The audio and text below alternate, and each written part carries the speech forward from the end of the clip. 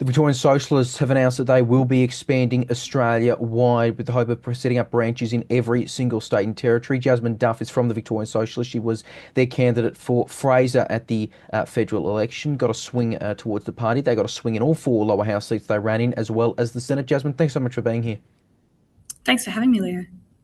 So, simple question: Why? Why expand nationally? Well, you look at the state of Australian capitalism, we have a housing crisis of just terrible proportions, homelessness in the streets. We have racism towards all sorts of communities, but you look at the state of refugee rights, where a lot of people are in the community deprived of their right to visas. You have exploitation of workers by bosses, attacks on women's rights and trans rights. So we think, none of these questions are confined to Victoria. We think everywhere in this country we need a working class fight back. We need to rebuild a socialist movement which can take forward the rights of working class people, which can stand up against privatisation, for more public housing, for real action on the housing crisis, for renters' rights. All of these kind of questions are everywhere. So we want to be everywhere as well. As I mentioned, swing towards the Vic Socialists in all seats that will run in, double the vote in the Senate. We're ahead of a few established parties, including at last count, I think Animal Justice, Shooters, Libertarian, and a few other ones that maybe I think probably outperform my expectations as well. Is that something though that you do believe you can build on nationwide? You've obviously been limited to Victoria. There are various socialist parties at other levels to varying degrees in other states. Is the well, I'll keep saying Vic Socialist now, but is the Socialist, really ready to go national so fast? It's only 7 years old, which is a relatively newish party. Yeah, definitely. And, the types of votes that we've seen as such a new party, to us, that's really one of the big indicators that we are ready to go national. Every single time we run, we can just feel how much of an appetite there is for something really different in Australia, something which is actually willing to challenge the bosses, the billionaires, the landlords. And we know that sentiment exists all over the country. So to be honest, one of the biggest things that prompted us to do this is that uh, all through the federal election campaign that we just had, anyone who was a candidate or involved in organising it was getting a constant stream of messages saying, oh, when are you going to run in New South Wales, and when are you going to run in South Australia and Queensland, and so on. And the scale of those messages and comments and things was, it kind of shocked us a bit. It's like, oh, wow, there's really a lot of people interstate who are still looking to us. And we want to give that option to people. We want to be able to connect up people's grievances, things like struggles with housing, at work, things like that, connect those things up to capitalism, and then also to the possibility of a different future. It is a relatively fast announcement in terms of from the federal election. Votes are still being counted, and this has come through. I know that there'll be the conference in a month's time where things will kind of be formalised, but it seems all smooth sailing at the moment. It's not something I imagine a decision you could just make over a 5 week campaign to announce branches, in every state and territory. How long has this been in the works for? Yeah, so for quite a while now, there's been discussions at different times about that it would be hypothetically a good thing to do. But discussions inside Victorian Socialists, but then also with people interstate of like, oh, wouldn't this be nice at some point in the future? But it really is in the last few weeks that we've actually decided to make it a reality now. And I think a big part of that is that the votes we got in this election, it just jolted us a bit and made us think, why are we treating this as a hypothetical? Like, we can say, oh, it'd be good to run one day. You can say that forever. But you've got to actually at some point just declare it and say, we're going to open the doors, which is what we've done. People can go to the website, they can sign up to be an electoral member in every state and territory. Are you confident that the socialists have the organizational capacity internally to do this? Again, national expansion, not a small feat. And you look at where you're expanding and things like the Northern Territory, and that's got like 5 registered parties at the moment. It's barely touched outside of Labor country, Liberals and the Greens. You look at places like I think Tasmania, Socialist Alliance, for instance, hasn't been registered there in quite some time. Is there enough on the ground and with the internal organisation that, is at a level where it's not going to be, respectfully, like just a mess. It's not going to be a mess. It's actually going to be like smooth sailing. Yeah, definitely. I definitely don't think it's going to be a mess. I think we have the organisational capacity to facilitate it, but it definitely depends on engagement in the states and territories. It's not like we're saying, well, many kind of thousands of people in Victoria who've been involved, we're just going to go into state or something like that. It's very much dependent on, are people in the Northern Territory, in Tasmania, in New South Wales, are people going to sign up? And also, are they going to want to take upon themselves taking this as an opportunity, using it as a project, figuring out how they can be involved in taking it forward? We have predicted that there's an appetite there to do that. But now we have to see, and it's going to be a kind of exciting thing to watch. Already getting some of the messages coming in from different states of people saying, oh, well, I have this skill, I would love to contribute that. It's wonderful to see how much there is there. But it's definitely, an experiment, and it's an exciting one. I mentioned them a few times. The Socialist Alliance does exist in registration in New South Wales and Queensland. They're active in a few other places, WA as well, prominently. Is there talk about formally amalgamating them into the Vic/now Australia-wide Socialists?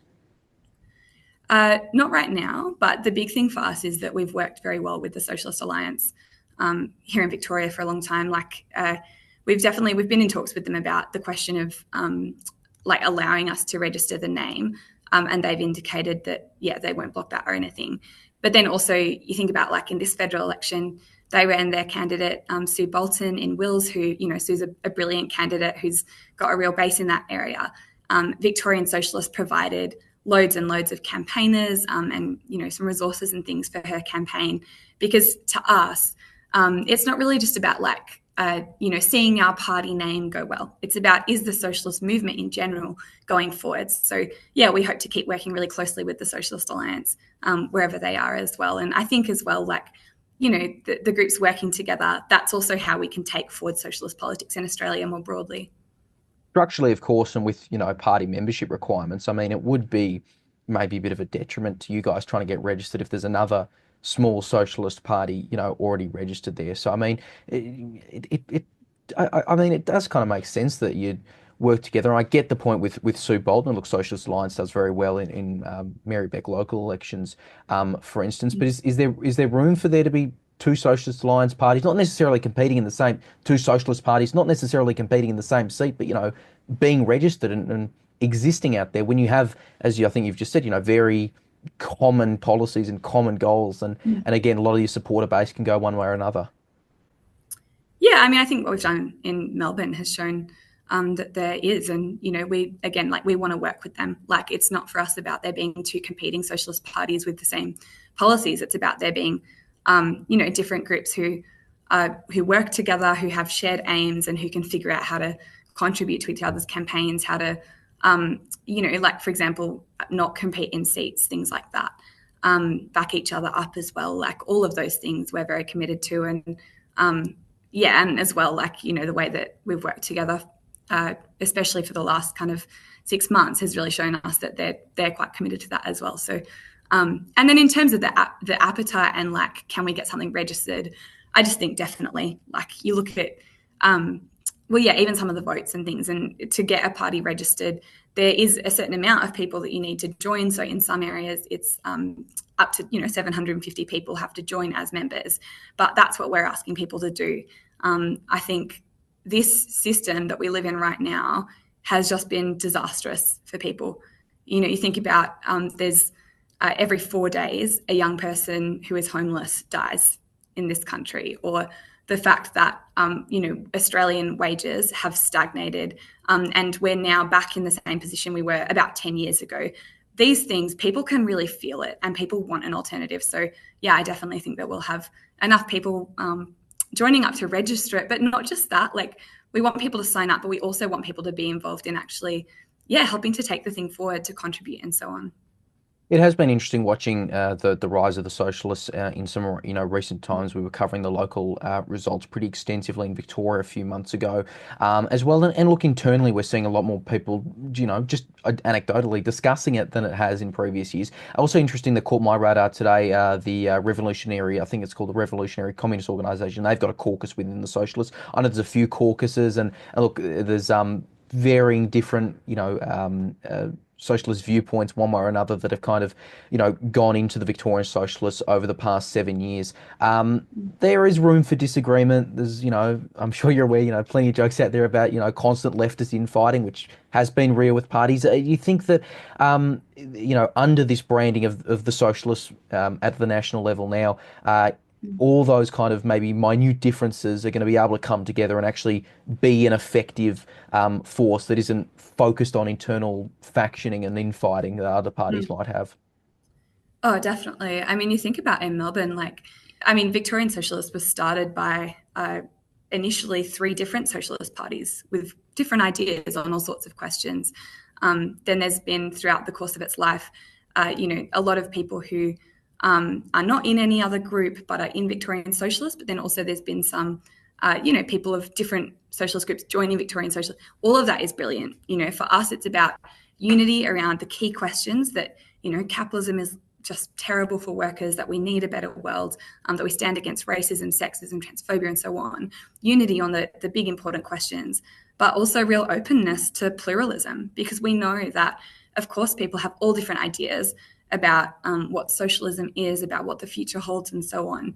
But we've got to work together to fight around the important questions, standing up for workers' rights, pushing back on just the dire situation of homelessness and the rental crisis. And yeah, in Victoria, we've managed that very well.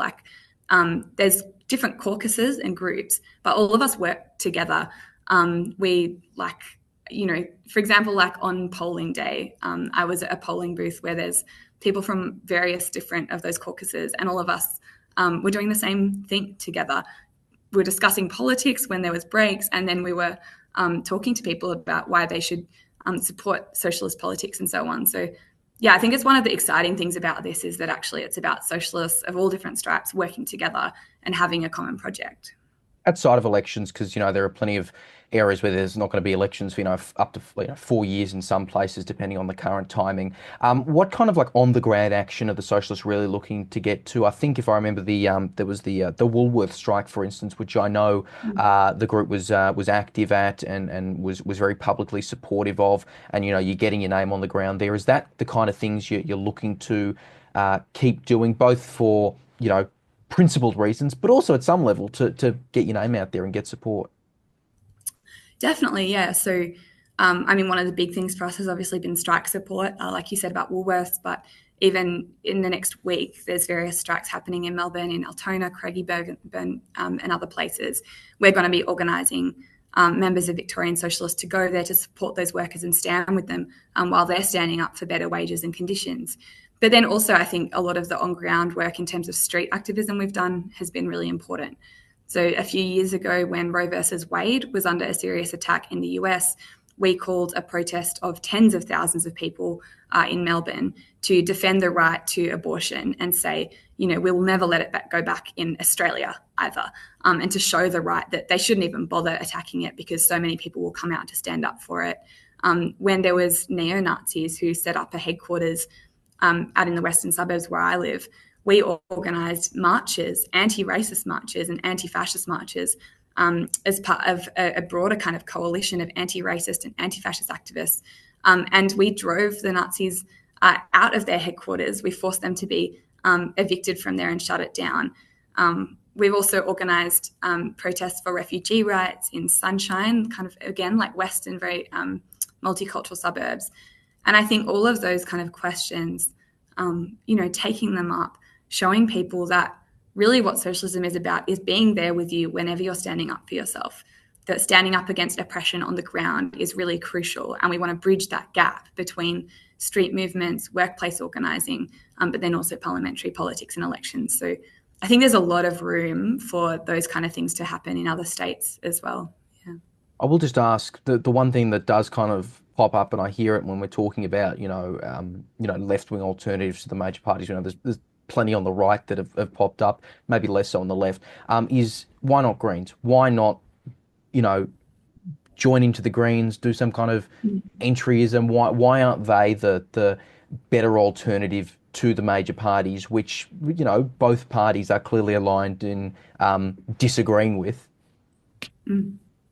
Yeah, totally. I mean, I think the Greens play a really important role in progressive politics in Australia, and again, we work very closely with them a bunch of the time. But we have a different project. For us, it's about rebuilding the living, breathing socialist movement that has existed in Australia before. That was part of defending public housing, organising and unionising workers, standing up to defend green spaces in Sydney, things like that. That we want to revitalise the real existence of socialist politics in Australia today, bring people together in a mass socialist movement eventually that can properly stand up against the bosses, the landlords, the capitalists. That's a very different project to the kind of important and progressive politics of the Greens in Parliament. And so we're committed to keep working with the Greens, but also, we do think that that building this type of, mass grassroots anti-capitalist movement is really crucial. And just finally, circling back to what was mentioned at the start here, the 2025 federal election results. Again, it's been interesting seeing where the party was contesting, because it was limited results. Obviously, Bendigo, you had that local election success with a councillor elected there in October. So you were running a federal candidate there, and then also yourself in Fraser. There was Scullin, there was Corwell. Not Corwell, sorry. There was Scullin Cooper. Cooper, thank you. There was Cooper as well, which I think might have gotten fourth place in 8.6 or something like that last I checked. How encouraged were you by those results in what were limited contests? Yeah, very, very encouraged, definitely. And if you look even closer in at some suburbs, like in the west where I was, in Footscray and the area around there, we were getting at polling places 14%, 16%, 18%, up to nearly 19%. That's nearly 1 in 5 people, one per household, walking into a polling place and saying, yep, I want to back the socialists. I think that says there's an appetite for radical politics in Australia. There's an appetite for anti-capitalist politics. And for us, it's not just about denouncing the system. It's about saying there's a possibility here of a radically different future, of one which puts human need and people before profit making, one where homelessness doesn't exist. You could seize all of the empty homes that exist across Melbourne, give them to homeless people. Do that in Sydney as well, where the housing crisis is even deeper. Do it in Tasmania. So, these things, we're not just saying the system is bad, we're offering people real alternatives. But those alternatives involve properly standing up to the bosses and landlords and so on. That's what we're willing to do. But we need to build a mass movement if we're going to have the power on the side of the oppressed, on the side of the working class, to really be able to do all of that. So it's a huge result for us. And I think we're just going to keep going forward from strength to strength. And I really think as well, going national, kind of Australia-wide now, is about trying to build on that, but also to offer people in all of these different places, that vision of a radically different future, and then also a movement to be part of, to contribute to, and to be part of building into the future. Very eager to keep covering this as it continues to develop. Really appreciate your time. Thanks again. Yeah, no problem. Thanks for having me.